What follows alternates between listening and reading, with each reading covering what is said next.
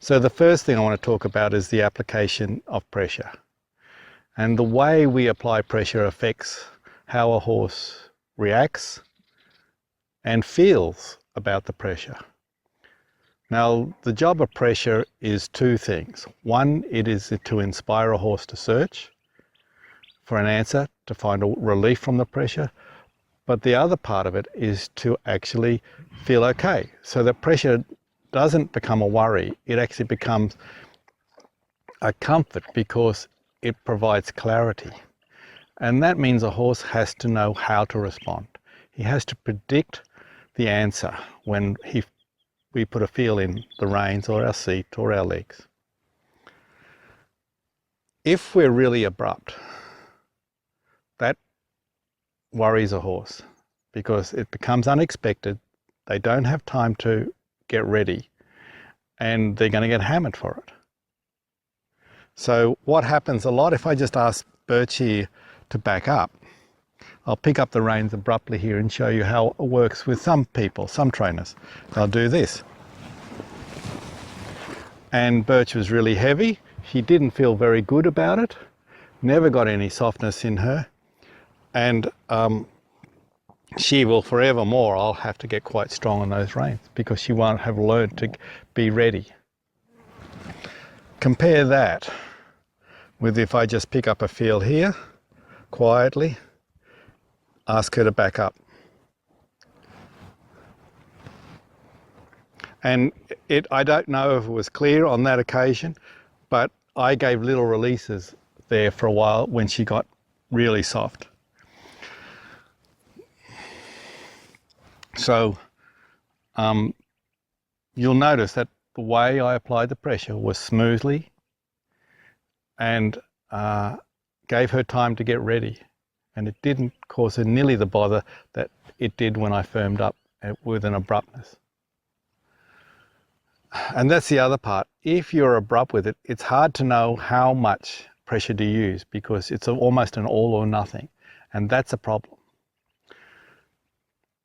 That leads me on to the idea of releasing pressure.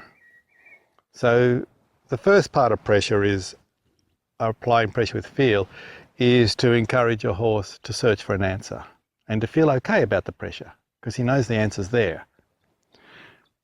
The second part is releasing the pressure because it's the release that tells the horse that's what we wanted. That gives the horse the aha moment. In an effort for people to get their timing right in releasing the pressure, they sometimes get very abrupt with the release. We are taught that when a horse makes a change, we should instantly release so that the horse almost marks that moment as the moment they did the right thing. But see, that's not necessarily true at all. And in my book, The Essence of Good Horsemanship, I talk about the timing and the release is really about the horse's thought. What's important is that we time our release. When we get a change of thought, we time our release before the horse has another thought. So if I ask Birch to think around to her right here,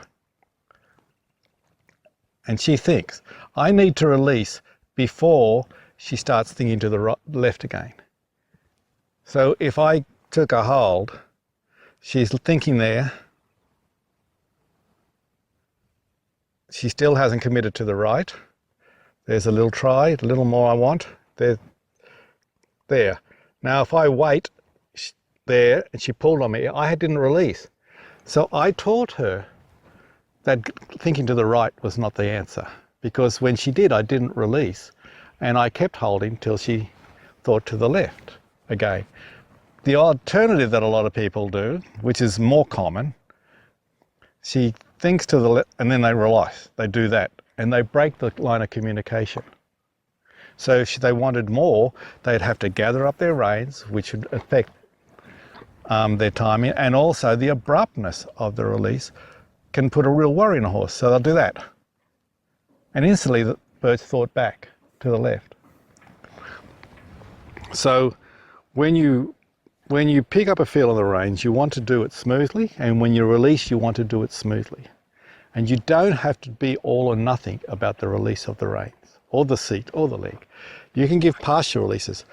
As long as the release is big enough that a horse recognizes that there was a change in the way you used the pressure, that's enough for him to register that that's a better moment. It doesn't have to be all or nothing. And so even though you might think that's a better answer, if you can't give the zero amount of pressure without abruptly dropping the feel, then you're better off just being slow and give a partial release of pressure. If I ask Birch to think around to the right a bit more, there's a little release, bit more, release, bit more, release, and then she holds it and I release there. He holds it and I release there. He holds it and I release there, even though I held it. And then I gave her 100%, and you see how smoothly I gave it to her.